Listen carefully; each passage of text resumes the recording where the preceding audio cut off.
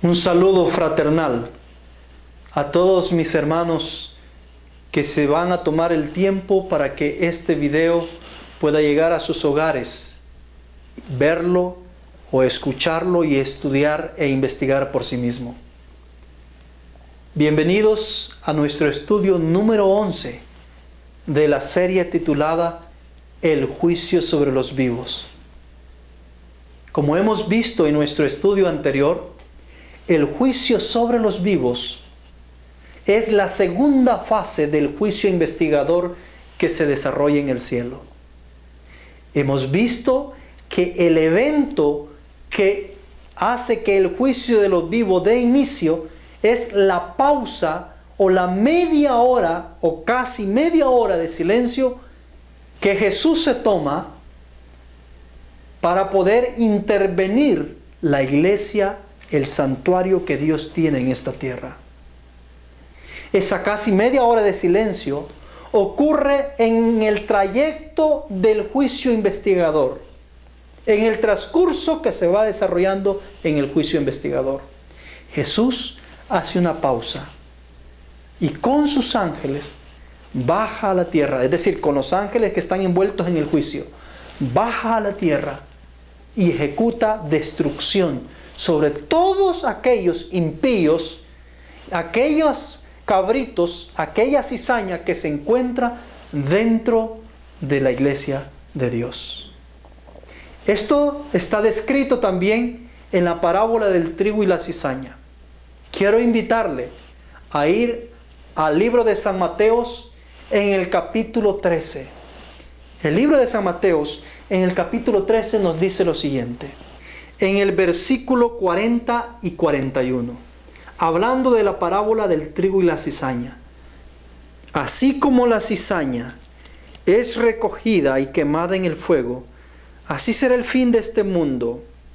El Hijo del Hombre enviará a sus ángeles y recogerá de su reino, no del mundo, sino de su reino, a todo lo que hace tropezar y a los que hacen iniquidad. En esta cita, mis queridos, dice que el Hijo del Hombre enviará a sus ángeles. ¿A dónde lo enviará? No al mundo pagano, no al mundo impío.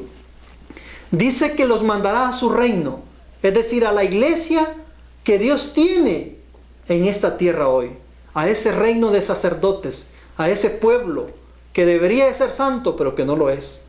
Y dice que los enviará a su reino y recogerá de su reino a todos los que hacen iniquidad en su reino, en su pueblo. Hermanos, yo creo que todo esto estamos claros de que esta no es la venida de los ángeles en la segunda venida de Cristo. Porque en la segunda venida de Cristo, Mateos 24:31 nos dice que Jesús envía a los ángeles también, pero no los envía para recoger a los malos, a los impíos que están dentro de su reino, dentro de su pueblo. Los envía para recoger a su pueblo, a sus escogidos de los 4 puntos de la tierra, para llevárselos y presentarlos en el aire delante de Jesús. Esta venida de ángeles es anterior a la segunda venida de Cristo, donde también vienen ángeles. Esta venida de Mateos 13 es cuando los ángeles vienen, visitan a la tierra en esa pausa de media hora que ha ocurrido en el cielo, visitan la tierra, visitan específicamente el reino de Dios aquí en la tierra, es decir, su iglesia aquí en la tierra, y recogen de la iglesia a todos los que hacen iniquidad, a todos los impíos que están en la iglesia, a la cizaña, porque está en el contexto del trigo y la cizaña, y la destruyen. Así como la cizaña es quemada, así la destruyen, de raíz, le quitan la vida. Esta muerte, mis queridos hermanos, que hacen los ángeles sobre los impíos de la iglesia, la cizaña, aquellos ancianos que han traicionado el cometido de Dios, es una muerte literal, es de raíz. Y esto es la obra solemne que Dios hace al momento de aperturar el séptimo sello. Y a la misma vez que destruye la cizaña, glorifica al trigo, glorifica a los justos, los hace resplandecer. ¿Con qué los hace resplandecer? Con el fuego que cayó del cielo y que provenía del altar y que fue arrojado por el ángel, de Apocalipsis 8, 3 al 5. Esto también lo dice la parábola. Miren lo que dice el versículo 43. Entonces los justos resplandecerán como el sol en el reino de su Padre, y el que tiene oídos para oír, que oiga. Después de que el Hijo del Hombre ha enviado a los ángeles, y estos han recogido la cizaña, han recogido a los malos dentro del reino de Dios, dentro del pueblo de Dios, entonces los justos, ¿qué pasa con ellos? Resplandecen. Son glorificados por ese fuego que cayó del cielo. Ese fuego del Espíritu y el poder del Espíritu Santo. Hermanos queridos, para ahí es para donde nos dirigimos. Ese es el siguiente evento que viene. Esta separación que los ángeles van a hacer. Y que obviamente no la hacen en la segunda venida de Cristo. En la segunda venida de Cristo, Dios no viene a separar a nadie. Dios viene a recoger ya a su pueblo, recoger su trigo limpio, su trigo resplandeciente, que fue glorificado en el momento de esa pausa que hizo Jesús cuando intervino la iglesia. Porque toda la iglesia triunfante que va al mundo va en un estado glorificado ya. Van a publicar la gloria a todos los gentiles. Esto lo dice claramente el libro de Isaías, capítulo 66, versículos 19 y 20. En esos dos versículos está el fuerte pregón en los labios de Isaías. Leámoslo. Y pondré entre ellos señal, y enviaré a los que escaparon de ellos, a las naciones, a Tarsis, a Pul, a Lud, que disparan arco, y a Tubal y a Javán, a las islas apartadas que no oyeron de mí, ni vieron mi gloria, y publicarán mi gloria entre los gentiles. Versos 20. Y traerán a todos vuestros hermanos de entre todas las naciones por ofrendas al Señor en caballos, en carros, en literas, en mulos, en camellos, a mi santo monte de Jerusalén. Dice el Señor, al modo que los hijos de Israel traen el presente en vasos limpios a la casa del Eterno.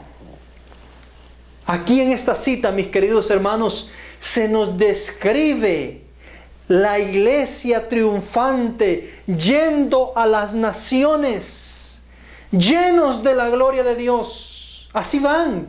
¿Y cómo lo sé? Porque el mismo texto me dice que van a ir a publicar la gloria de Dios a los gentiles. No pueden ir a publicar la gloria de Dios si ellos no la llevan consigo. Ellos van a publicar la gloria de Dios porque van revestidos de la gloria de Dios. Y van a predicarla, a manifestarla, a revelarla por testimonio a las naciones. Y gracias a ese testimonio de los hijos de Dios glorificados que están yendo a los gentiles y a todas las naciones, multitudes de gentiles se convierten y salen de Babilonia, salen de las naciones que han sido embriagadas por Babilonia y son traídas por ellos al reino de Dios. Mis queridos hermanos, pero para eso los ángeles necesitan bajar, ser enviados por Jesús, quitar la cizaña, destruirla, como el monte es destruido en un fuego, porque en el tiempo de Cristo el monte, la maleza, era destruido en hornos de fuego, no en la tierra, era prohibido quemar la tierra. Por eso es que vamos a ver allá en el campo de Dura, cuando cuando los 3 hebreos no quisieron postrarse ante la estatua de Nabucodonosor, Nabucodonosor los tiró en un horno de fuego. Y ese horno de fuego que estaba en el campo de Dura era precisamente para eso, para poder hacer todo ese tipo de cosas, quemar paja, preparar metales preciosos, es decir, para todo eso se ocupaban los grandes hornos que se hacían en los campos. Mis queridos hermanos, lo interesante es que el horno de fuego, es decir, bajo la figura de la parábola, no le hace daño al trigo, pero sí destruye la cizaña. En ese horno de fuego en el campo de Dura, Satanás quiso destruir el trigo a esos 3 varones, pero no los pudo destruir. Los quiso quemar, pero no los pudo quemar. Pero dice que los guardias, los servidores de Nabucodonosor, solo se acercaron al horno, ni entraron, y se quemaron, murieron. Porque el horno destruye la cizaña, pero no le hace nada de daño al trigo. Entonces ese horno es una figura de la destrucción que los ángeles van a hacer. Y estos ángeles van a destruir a todo lo que es cizaña, pero ellos no tienen autoridad para destruir al trigo. El trigo no será destruido, sino que será glorificado, así como fueron glorificados los 3 hebreos cuando Jesús llegó a rescatarlos en medio de ese horno de fuego. Hermanos queridos, esta venida que se describe en el capítulo 13 de Mateo es la misma venida que se efectúa durante el juicio, en esa pausa que ocurre en el cielo. Y estos ángeles que vienen son los ángeles que estaban también en ese escenario del juicio, esos ángeles que Juan vio, que daban grandes voces y que glorificaban a Dios. Son esos ángeles los que descienden a la tierra para poder hacer la separación, para poder destruir la cizaña.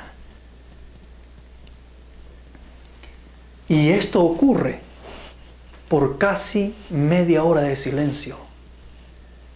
Y para poder determinar cuánto equivale a nuestro tiempo actual, esa casi media hora de silencio, debemos entender la naturaleza de los tiempos. Hay diversidad de tiempos en las Escrituras y debemos conocerlos.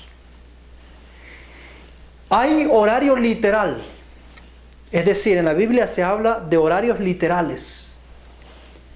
Ejemplo de ellos, lo que describe Génesis 7:4. Ahí hay un horario literal, un tiempo literal que Dios da.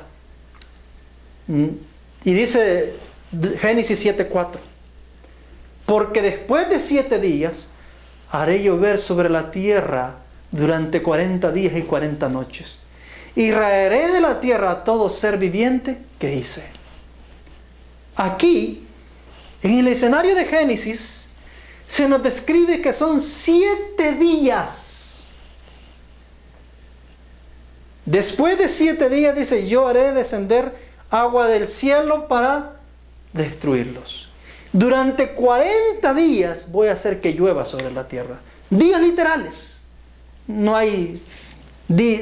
son días parabólicos, no son días proféticos, no, son días literales de 24 horas. Entonces, aquí hay un ejemplo de un tiempo literal. Que Dios dijo 40 días, son 40 días. Otro tiempo sería, por ejemplo, los 40 días que le dio a Jonás, que fuera y le predicara a los de Nínive.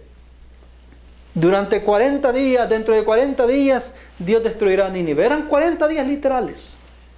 No había símbolo, ni figura, ni nada en ese tiempo que Dios estaba dando.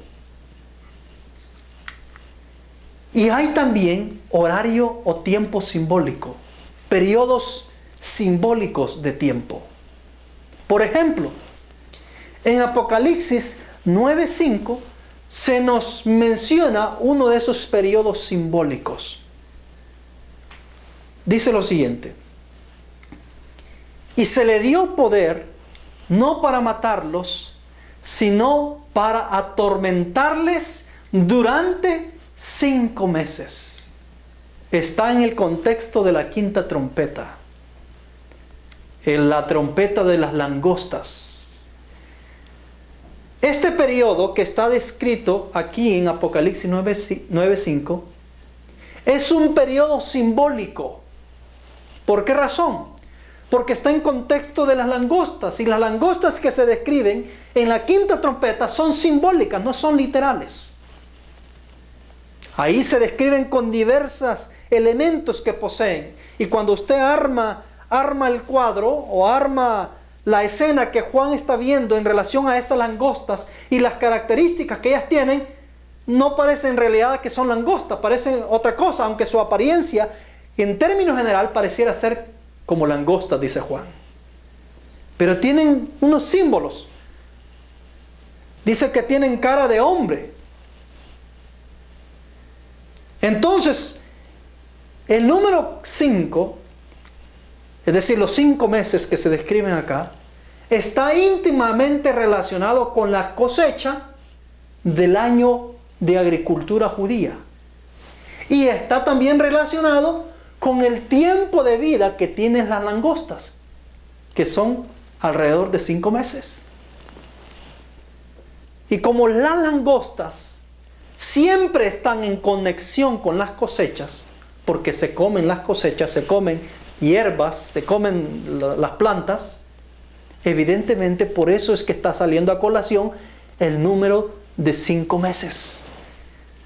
Así como las langostas son simbólicas, los 5 meses aquí descritos son simbólicos. Entonces este es un periodo simbólico.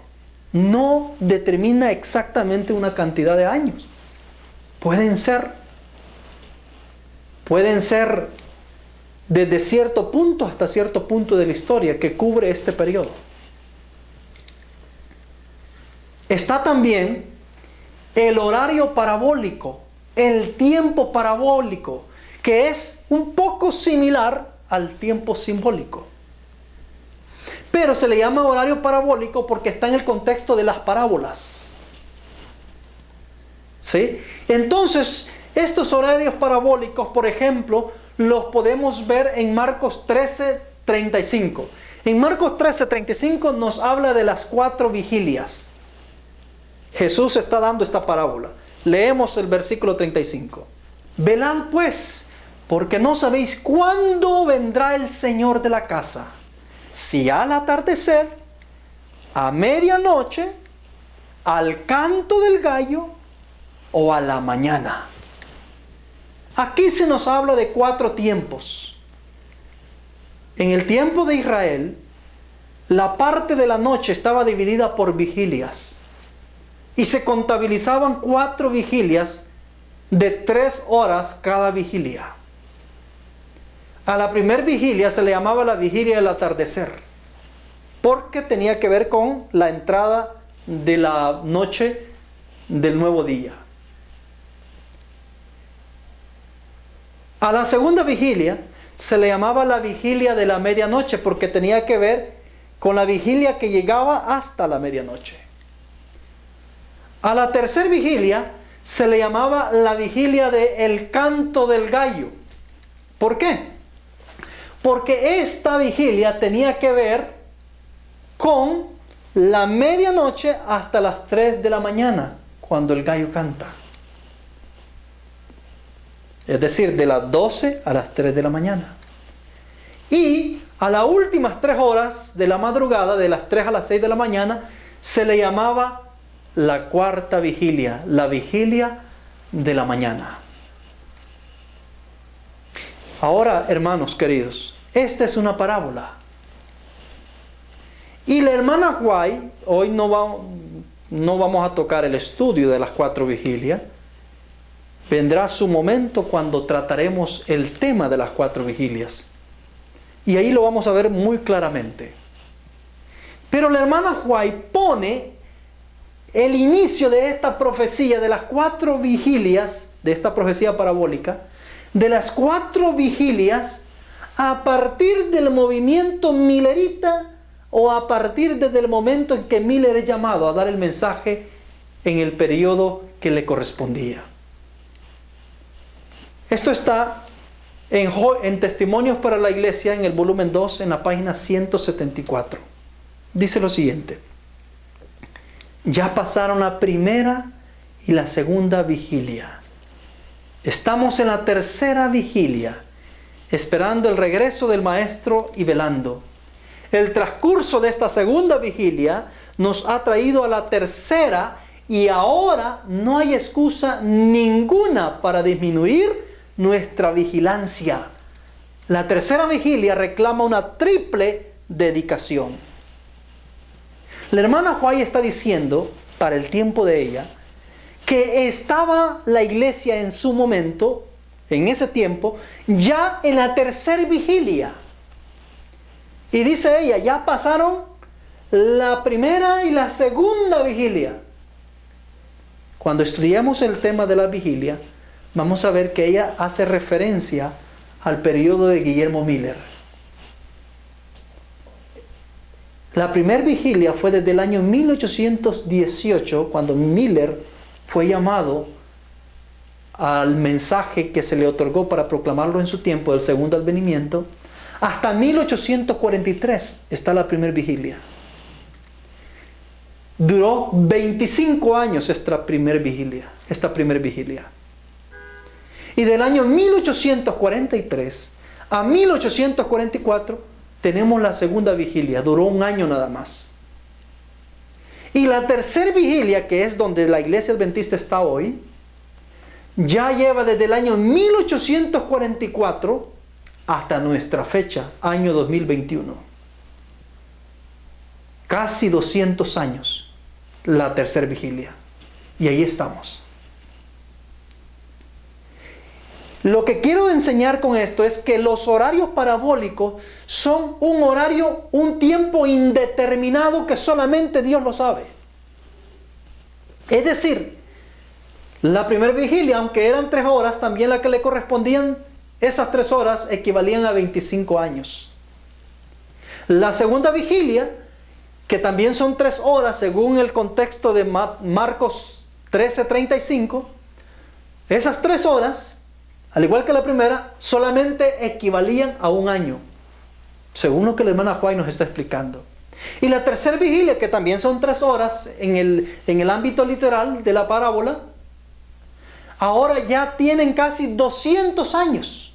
Es decir, es un tiempo indeterminado. Solo Dios conoce cuánto puede ser o durar el periodo parabólico cuando se trata de tiempos parabólicos.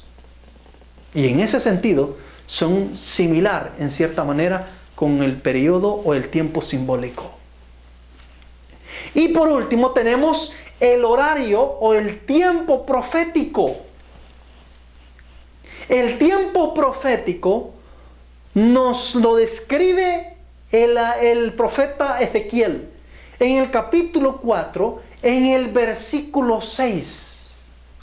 El profeta Ezequiel en el capítulo 4, versículo 6, dice lo siguiente: y cumplidos estos, te acostarás otra vez sobre tu lado derecho, y llevarás la iniquidad de la casa de Judá 40 días, día por año te lo he dado.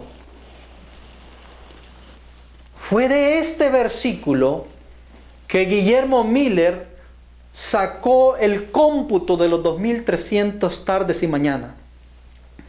Guillermo Miller dijo, como el tiempo profético, de acuerdo a Ezequiel, un día equivale un año literal de nuestro tiempo.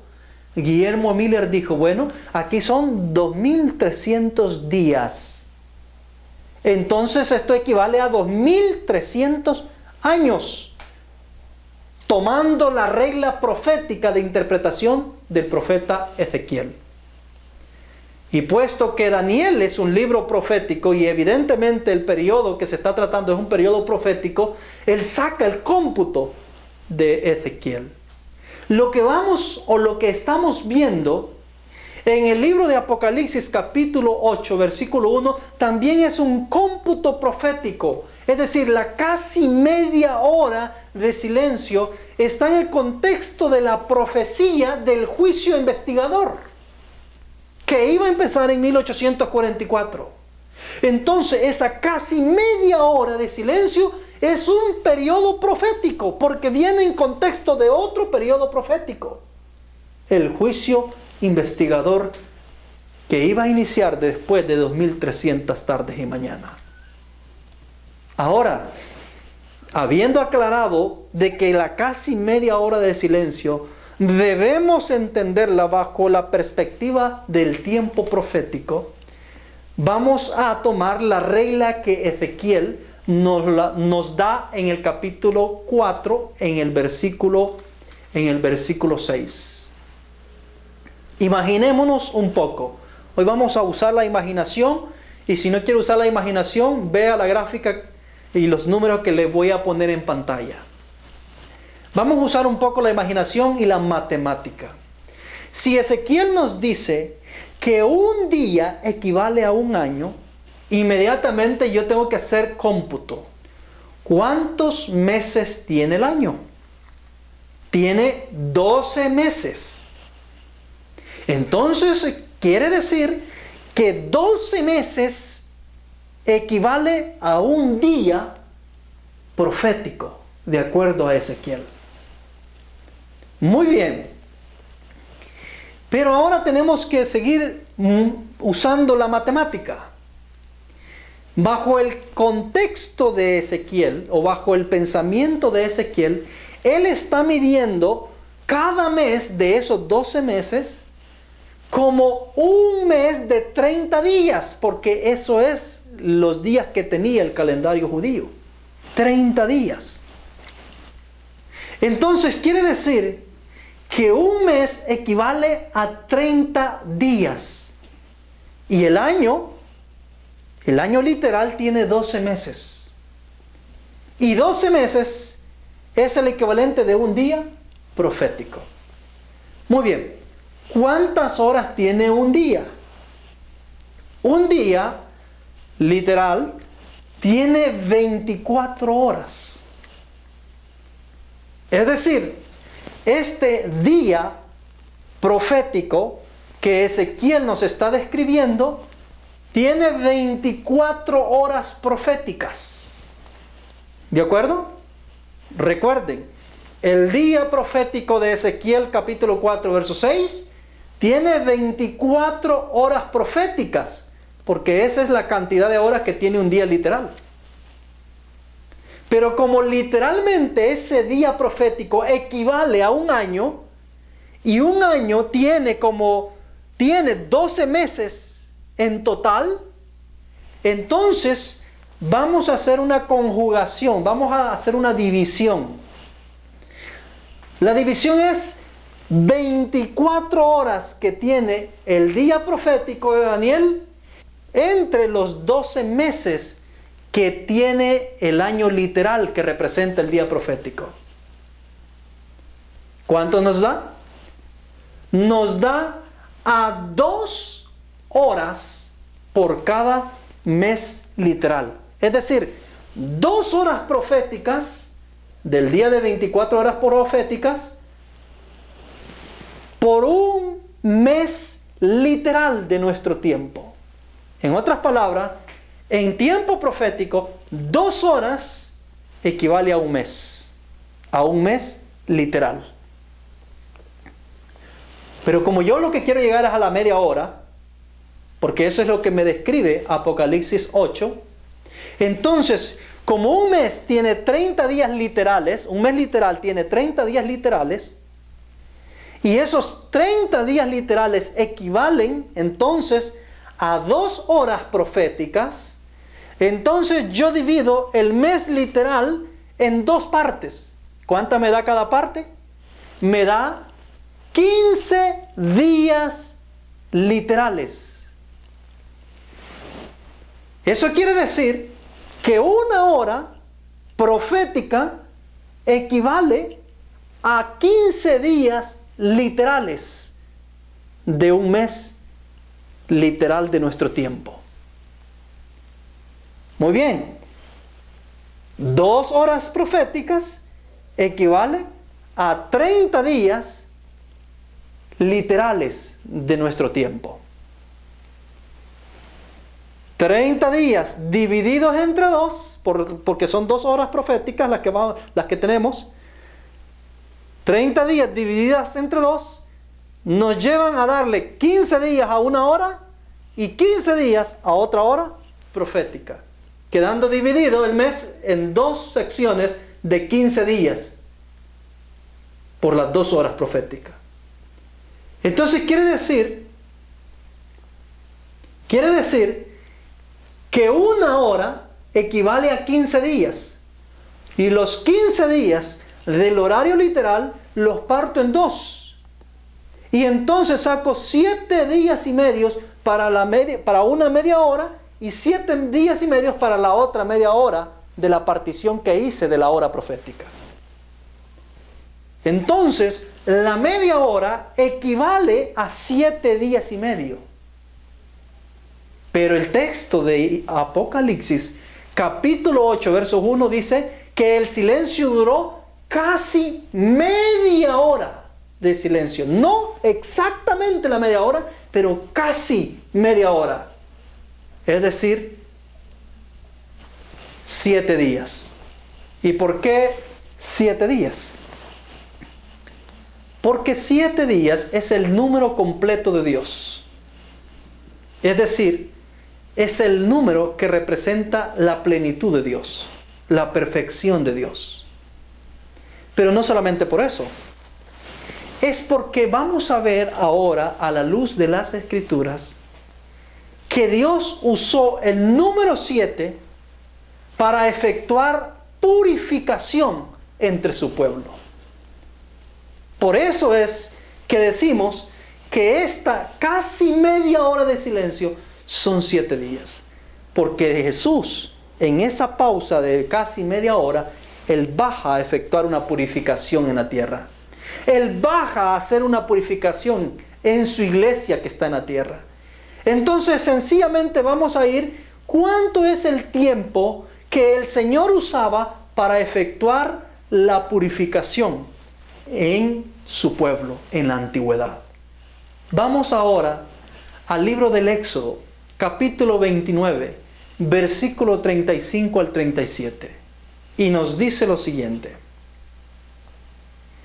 así harás a Aarón y a sus hijos, conforme a todo lo que te mandé.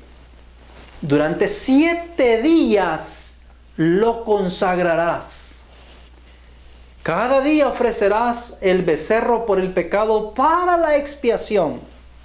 Y purificarás el altar mediante la expiación. Y lo ungirás para santificarlo. Durante 7 días expiarás el altar y lo santificarás. Y será un altar santísimo. Cualquier cosa que toque el altar quedará santificado. El altar, mis queridos hermanos, es símbolo de adoración y es sinónimo de adoradores. Es decir, el altar siempre está en el contexto de la adoración a Dios y siempre está en contexto de los adoradores, porque allí es donde adoran. Aquí las Escrituras nos está diciendo que el Señor ordenó que Aarón y sus hijos tenían que ser consagrados durante 7 días. Aquí también se nos explica que cada día se ofrecería un cordero, un becerro por expiación de los pecados. Y se nos explica también que se purificaría el altar mediante la expiación. Y luego sería ungido para santificarlo. Entonces aquí encontramos que Dios usó 7 días para purificar, para santificar y para expiar los pecados. Es decir, el número 7 o los 7 días está en contexto de expiación, que es lo que se está llevando en el cielo y es lo que se lleva en la iglesia con los vivos cuando Jesús intervenga en la iglesia. Está en el contexto los 7 días de la purificación. Es lo que Jesús va a hacer con la iglesia, purificarla. 7 días de pecadores y de pecado, o de pecados y pecadores. Está en el contexto los 7 días de ungimiento y santificación. Es lo que Dios va a hacer con la iglesia, con los justos. Los va a ungir y los va a santificar para que vayan a las naciones después de esos 7 días. Pero hay otro versículo de las Escrituras donde se nos describe el asunto de los 7 días. Veamos Éxodo 12, 15 al 17. Dice lo siguiente: 7 días comeréis pan sin levadura. Desde el primer día apartaréis toda levadura de vuestras casas. Porque todo el que coma leudado, desde el primer día hasta el 7º, será cortado de Israel. El primer día tendréis santa convocación, y el 7º día también tendréis santa convocación. Ninguna obra se hará en ellos, excepto que aderecéis lo que cada uno ha de comer. Guardaréis la fiesta del pan sin levadura, porque en este mismo día yo habré sacado vuestros ejércitos de Egipto. Por eso guardaréis este día en vuestras generaciones por costumbre perpetua. Dios, en la instrucción que se le da en Éxodo a Moisés, se ordena de que los hijos de Israel tenían que comer 7 días pan sin levadura. Que dicho sea de paso, eso está en contexto de la Pascua. Porque lo primero que tenían que comer era la Pascua. Y luego 7 días pan sin levadura. El pan sin levadura, puesto que es un alimento sagrado que tenía que comerse, en el contexto que estamos tratando, representa el alimento espiritual que Dios quiere que comamos, pero puro, no leudado con el pecado. Representa la pureza de los hijos de Dios. Representa la purificación de los hijos de Dios. Y aquí nos dice de que el pueblo tenía que comer ese pan sin leudar durante 7 días. Y el que se encontraba comiendo pan leudado, dice que era cortado. Hermanos, todos aquellos que comen y que comerán forraje barato, pan leudados con tradiciones humanas, con teorías humanas, en el momento de la visitación de Dios serán quitados. Porque así dice: el que coma pan leudado durante ese tiempo será cortado. Es decir, verdades adulteradas. Aquellos que se encuentren comiendo verdades adulteradas, pan espiritual adulterado, en el momento del juicio serán cortados, serán eliminados. La Escritura también nos dice que la razón por la cual Dios les pide que permanezcan practicando esta fiesta a los antiguos israelitas es para que recuerden que en ese proceso de la fiesta el Señor los sacó de Egipto. Es decir, la fiesta de comer pan sin levadura durante 7 días indicando que tenían que ser libres y purificados del pecado, está en contexto de la liberación de los hijos de Dios del Egipto para la introducción al reino de Dios. En otras palabras, después de la purificación que el Señor hace sobre su pueblo, durante 7 días, sobre aquellos que no están comiendo pan leudado, el Señor pretende liberarlos de Egipto e instituirlos en su reino de gloria. Ahora vamos a Levíticos 15:13. Ahí se nos habla otra vez el número 7. Y el número 7 lo hemos visto de diferente forma. Está en contexto de purificación, está en contexto de la expiación, está en el contexto de santificación, está en contexto de liberación de Egipto, es decir, está en contexto de la limpieza del pecado. Y ahora vamos a ver en Levíticos 15:3, hablando del hombre. Y cuando el que tiene flujo quede limpio de su flujo, contará 7 días desde su purificación, lavará sus vestidos, se bañará en agua corriente y quedará limpio. Aquí se nos describe al hombre cuando tiene flujo. Dice que el hombre tiene que limpiarse durante 7 días y después de 7 días quedará limpio. Y se mencionan 3 elementos, 3 acciones importantes. Debe lavar sus vestidos, es decir, debe haber un cambio de carácter, debe haber un carácter purificado. El vestido de la justicia de Cristo, la justicia de Cristo es el carácter de Cristo.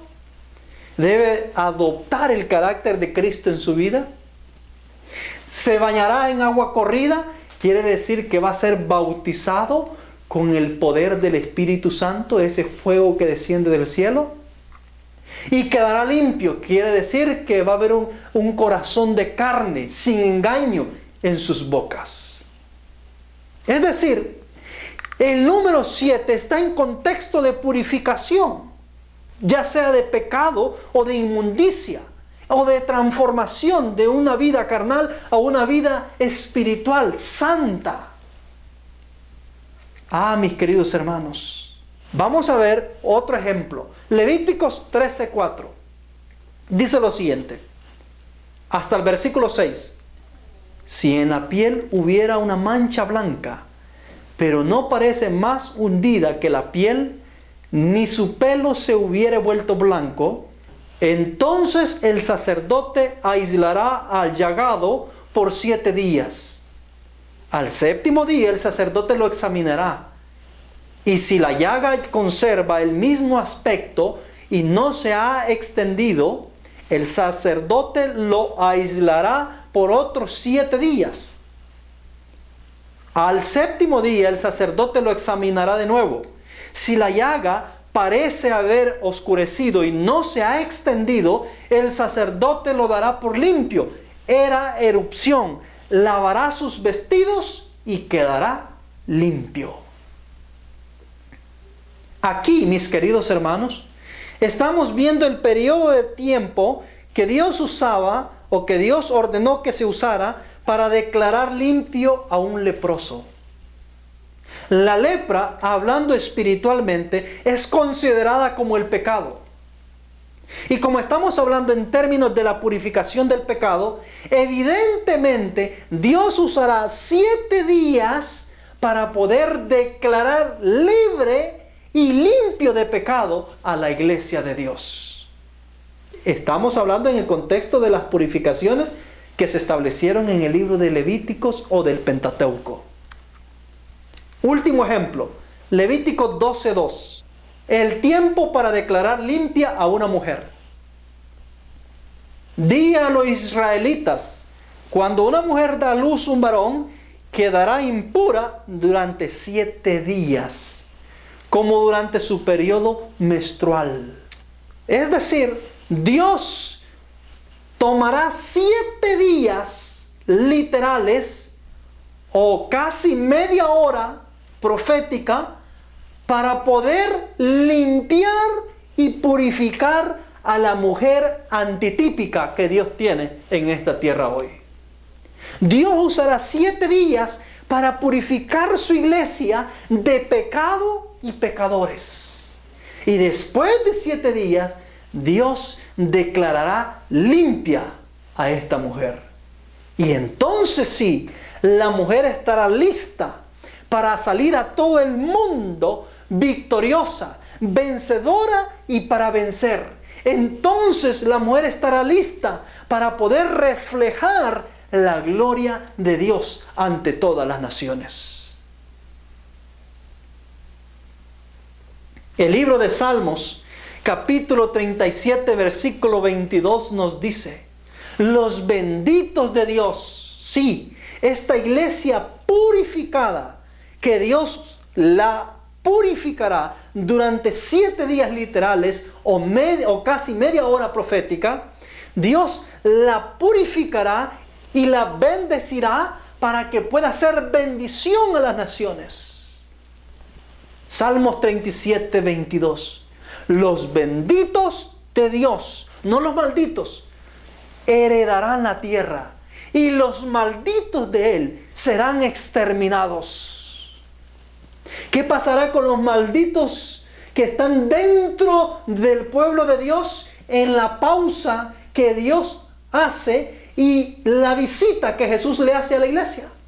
Dice que serán exterminados. Eso es lo que ocurrirá. Dios separará, Jesús separará las ovejas de los cabritos.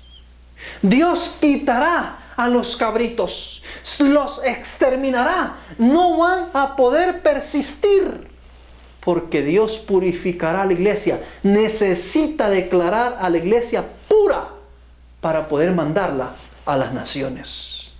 Ezequiel 34, 17 dice: y de vosotras, ovejas mías, así dice el Señor, yo juzgaré entre oveja y oveja, entre carnero y machos cabríos. Es decir, juzgará a las ovejas y a los cabritos que están dentro de la iglesia de Dios. Y los benditos heredarán la tierra, el reino de Dios, y los malditos serán exterminados. Hermanos, esta obra es a la que Isaías no logró definir, no logró darle un título para identificarla. Simplemente la identificó como una obra extraña para Dios. Es decir, una obra ajena a lo que es el carácter de Dios. ¿Sabe por qué? Porque el carácter de Dios es amor. El carácter de Dios es misericordia. Es decir, Dios no quiere que el pecador se pierda. Dios no quiere que el impío se pierda. Y el hecho de destruir al impío es totalmente ajeno a Dios. Dios se duele. Dios se conmueve al ejecutar al impío, al destruir al impío, pero no da otra opción. El impío no le da otra opción. Por eso es que esta obra que el Señor hace en esa casi media hora de silencio profética o 7 días literales de purificación y limpieza y de expiación, para Dios esta obra es extraña. Resultará ser una obra extraña. Al punto, mis hermanos, que hay silencio. No hay razón para poder alegrarse. No hay razón para poder sentir placer o regocijo. Todos están en silencio. Porque es una obra solemne. Es una obra extraña incluso para la naturaleza de Dios. Dice Isaías capítulo 28, versículo 21.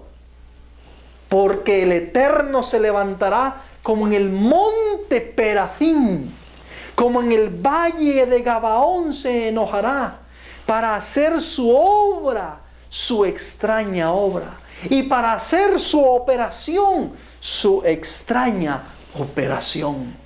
Esto, mis hermanos, será una extraña operación que Dios va a hacer.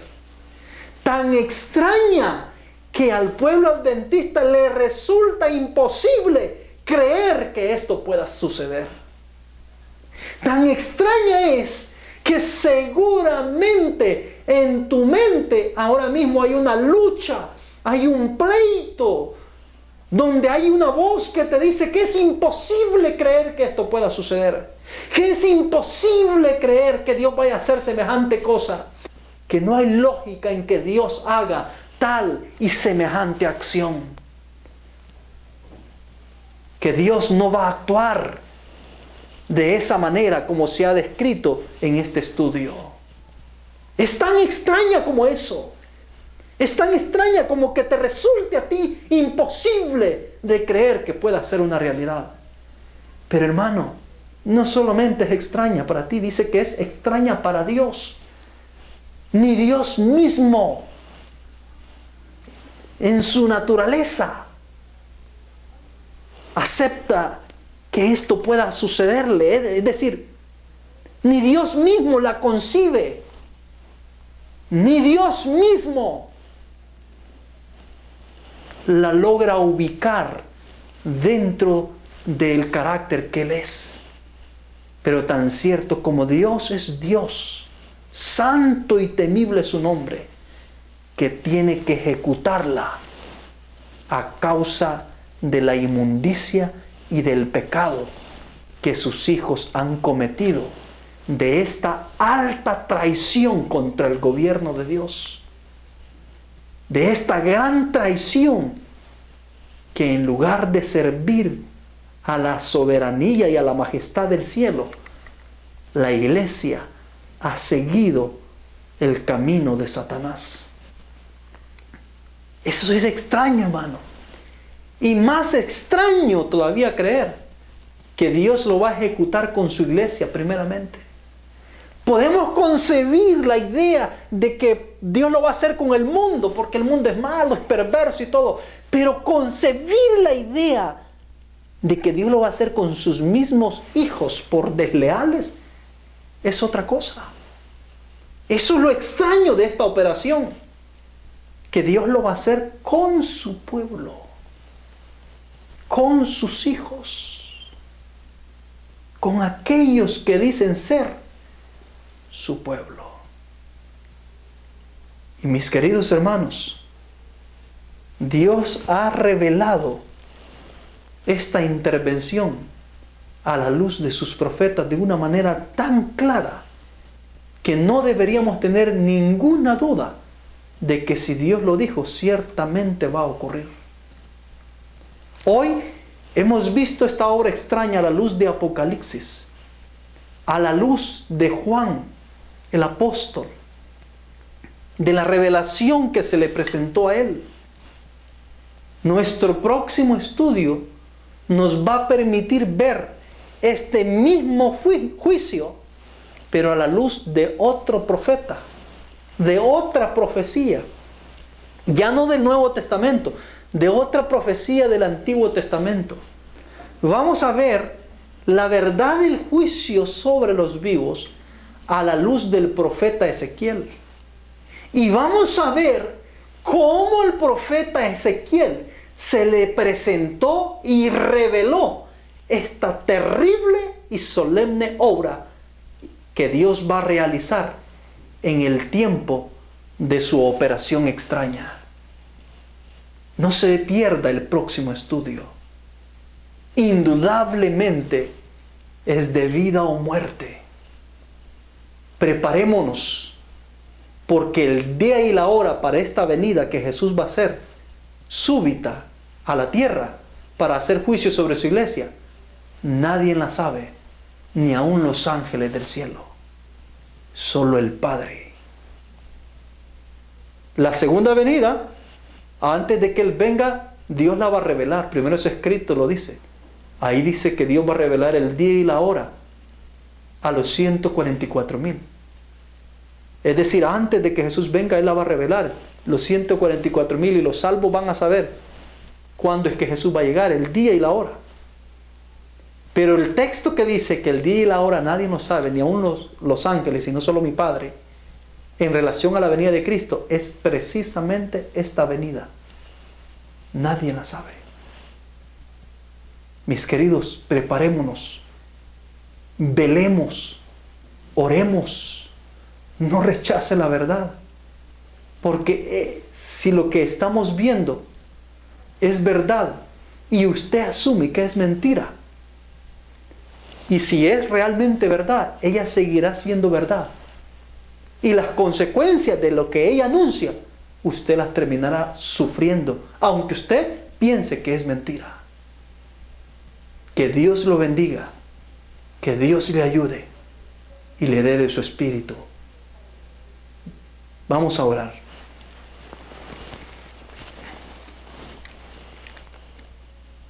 Bendito Dios, santo, santo, santo sea su nombre. Bendice Dios del cielo a su pueblo. Bendice a cada uno de tus hijos. Que esta semilla no caiga en corazones vacíos.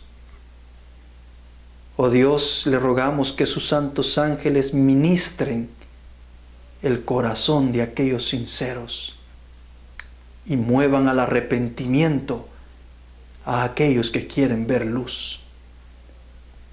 Quédese, Señor, con nosotros. En el nombre de Cristo Jesús se lo pedimos. Amén.